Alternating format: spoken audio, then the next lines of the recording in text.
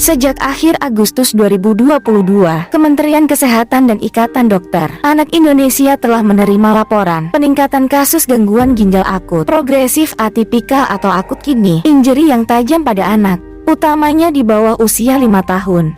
Peningkatan kasus ini berbeda dengan yang sebelumnya, dan saat ini penyebabnya masih dalam penelusuran dan penelitian.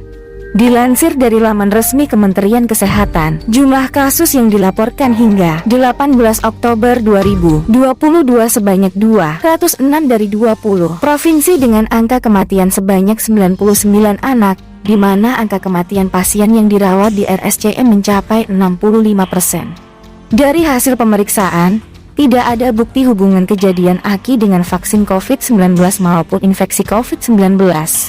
Karena gangguan AKI pada umumnya menyerang anak usia kurang dari 6 tahun.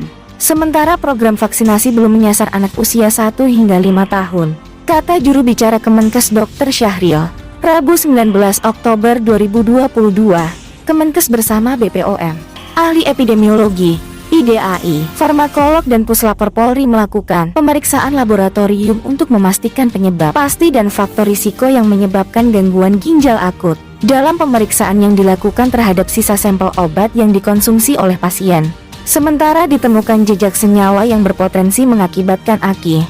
Saat ini Kemenkes dan BPOM masih terus menelusuri dan meneliti secara komprehensif termasuk kemungkinan faktor risiko lainnya.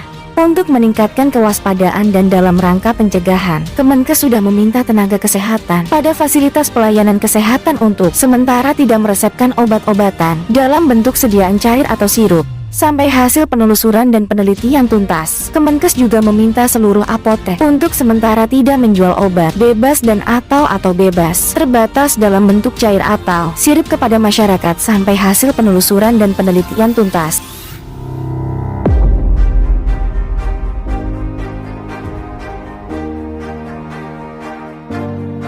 Perlunya kewaspadaan orang tua yang memiliki anak balita dengan gejala penurunan jumlah air seni dan frekuensi buang air kecil dengan atau tanpa demam, diare, batuk pilek, mual dan muntah untuk segera dirujuk ke fasilitas kesehatan terdekat.